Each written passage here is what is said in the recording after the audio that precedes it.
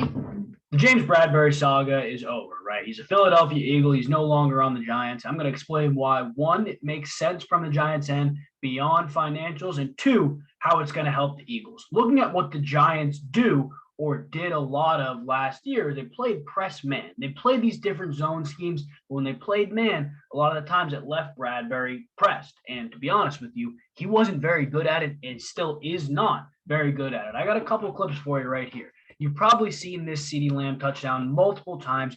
James Bradberry's pressed up on, right? This is true, man. There's going to be a single high safety, but Bradberry's basically on an island. Now, if he were to stay in New York this year, he would be in Wink Martindale's defense. If you don't know about Wink Martindale's defense, it's third down, third and short, third medium, blitz. That's it. Man blitz, send 5 or 6. Everybody else get their guy. Just go play ball. That's what it is. And if James Bradberry were to be there, I think it would be a problem because of these snaps. I want you to watch these couple of plays. I don't think he can play press man as well as we assume he can. Look at a guy like CeeDee Lamb, who he's still going to face twice a year, but faced twice a year last year.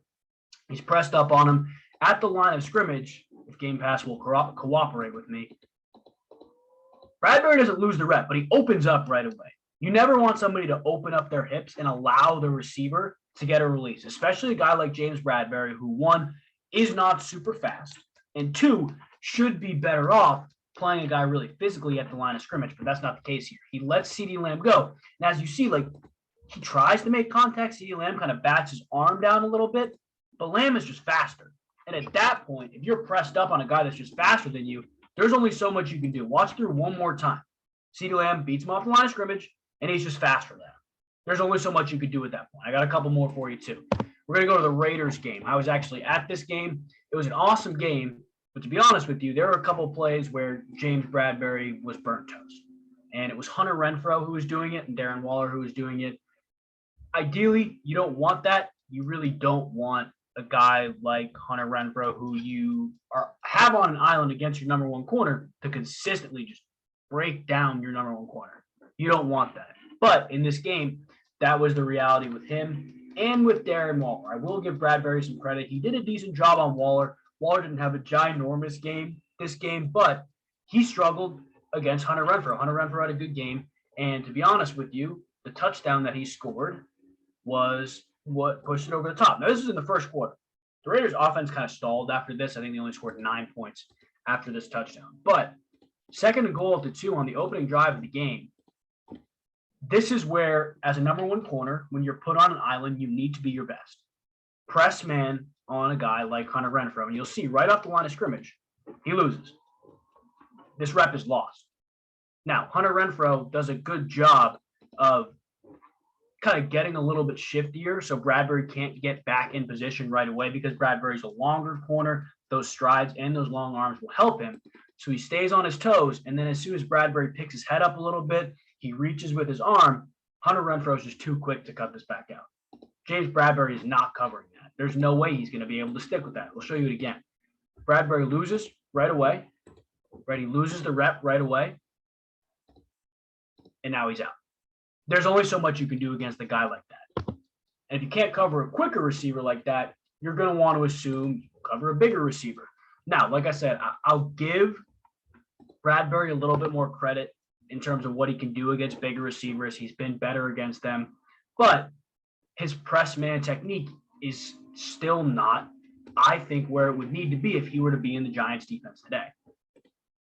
And again, what I mean by being in the Giants defense today is on these second and shorts, second and mediums, third short, third and mediums, Wink Martindale is going to send 5 or 6 guys, have your corners and safeties. Just go play man. That's it. Just go play man.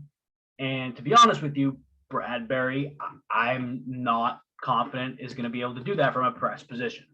Now, when he plays with Philadelphia, I'll show you some clips after that. There's less press man I've seen.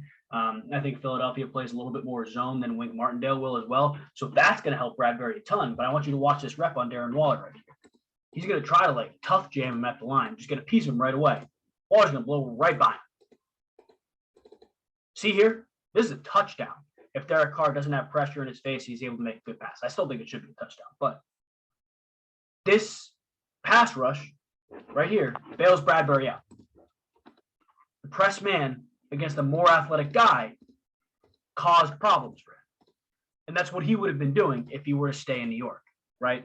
That's what he would have been doing. Now, I'll show you what he's good at, because I don't want you to think that I'm anti James Bradberry. I'm not a believer in what he does. What he's good at is playing in these zone or zone match schemes and making plays on the ball. This one against Allen Robinson, now this was 2 years ago, but he's going to be doing things like this in Philadelphia, so I wanted to show you this. You can see it's some sort of match cover 3, right?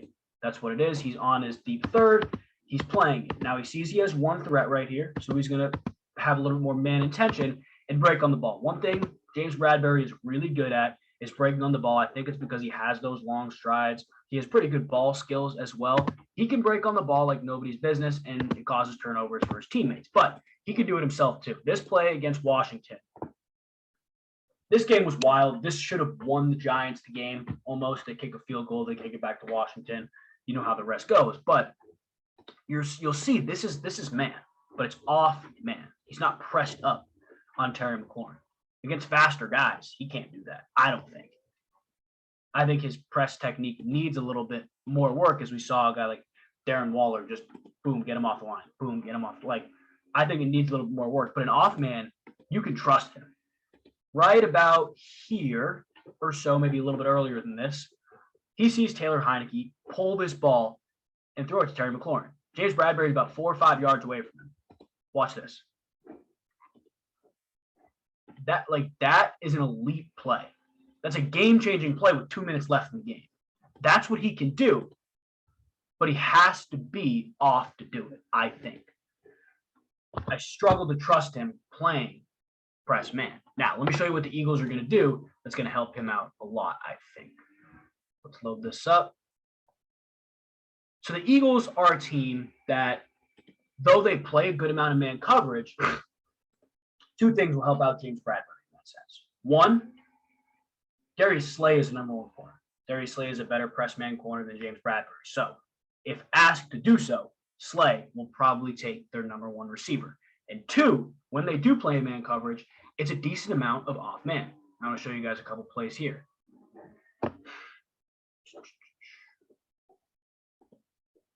So like you'll see at the bottom of the screen here, off, right? And this is man coverage. I know it's a run play, but that's off man. We'll go to the next play. You guys will see here. Motion across, that corner goes. Bottom of the screen here with Slay is off man. Probably because they trust Slay a little bit more than they would trust the other guy. I don't know who that is up there. And if you watch the end of this play, it's rightfully so. He gets burned. Let me show you another one.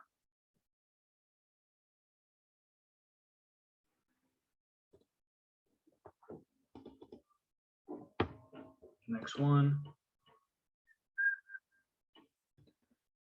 This one right here, right? 2nd and 7. You see it. Slay, off man on that outside guy. The corner down here, off man.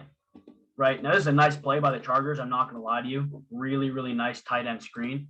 But you see the Eagles are playing this off man really more than any other man. Now, it differs situationally. If it's 3rd and short, they're probably going to be pressed up. But the Eagles are less likely to be in those 3rd and shorts because they're so cognizant of what zones they play on different downs. And I'm going to show you what I mean by that. I'm going to pull up the whiteboard here. We'll stop and share. Whiteboard. Got this right here. So what I've seen the Eagles do a couple times. Can I zoom in on this? There we go. So what I've seen the Eagles do a couple times, 24 James Bradberry right here, is play match zone. Now, if you don't know what match zone is, it's a zone concept. So let's say this is cover 4, right? Got a 4th here, or quarter here, quarter here, quarter here. And then these outside backers are usually relating to this number 2 receiver in right here. And this Mike backer is usually relating to the back who's in there. What happens in these match zones is if you have a guy, this receiver, some type of vertical route, James Bradberry's going to buy it. That's his man. So it's zone turning into off man, basically. Now you have a guy, this tight end, he runs a vertical route, safety will buy it. Tight end runs this an in or a quick out, It's usually the backer who's going to buy it. It differs from scheme to scheme, but that's what happens. Same thing with cover 3. We'll go back here. Cover 3, it's very similar. And one thing I'll show you a play of the Eagles doing this is rotating in different ways. What James Bradberry, like I said, is really good at is reading. So what they'll do is they'll roll down to his side so he can sit in the flat. You have a safety coming to deep third here. This safety going to the middle of the field. The other corner going to the deep third here. It's cover 3. He's got the flat over here. Hook, hook. And then James Bradberry is going to trap. He's going to sit in this flat. He's going to wait for something out really quick so we can just jump it. That's what he's good at. That way, the Eagles are going to be able to put him or Darius Slay. They'll change it up, but I trust Slay more in man coverage than I trust Bradberry in man coverage. They'll change it up, but they're going to put Bradberry in better positions than he would have been. Again, keyword would have been, because the defense is different this year for New York than he would have been in Patrick Graham's defense this coming year. Show you a couple plays here that the Eagles have in place that kind of demonstrate this, right? Let's see if this is loading.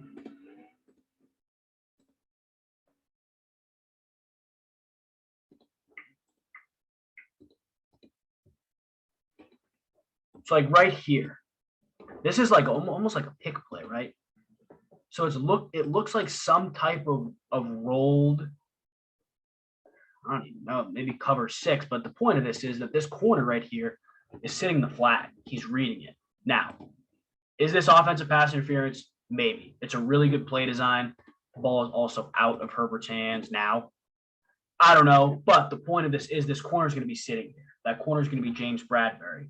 James Bradberry probably has better eyes in this corner, more discipline, can read these things better. He's going to jump on that and tackle it up. Show you another play right here. This one, I think.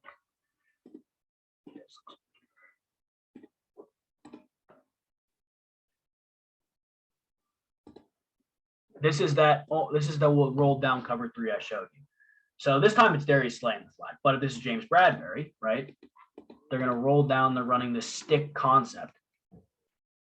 This guy over here is probably playing his deep third. I think he sees this man. He buys this with man intentions. Middle of the field, deep third. It's cover 3 like I just showed you guys. But James Bradberry, if this is him, will be sitting in the flat. He's going to read this. That's what he does. It's what he's good at. The Eagles are going to put him in spots to do that. Whether he makes the play or not is up to him. He's getting up there in age, not super old. But the Eagles will undoubtedly put him in spots to do it. That's why I believe he went to the Eagles. I don't think it was a slap in the face of the Giants. I think that was just a byproduct of what he did. But the Eagles are going to put him in a really good spot. And I don't think he has to worry about the pressure of being the number 1 corner, because that is Darius Slay. And I don't think he has to worry about the pressure of being pressed up man-to-man half the time on third downs, because that's what would have happened if he was in New York. He was a bad scheme fit, in my opinion. Going to the Eagles it's really going to help his career, I think. I think the only other place that would have benefited him, like the Eagles, is Kansas City, but that was kind of out of the cards. I think this is a great move by the Eagles, a great move for Bradberry, and given the circumstances with the Giants, the cap circumstances, what the defense would have looked like, I think this is what they needed to do.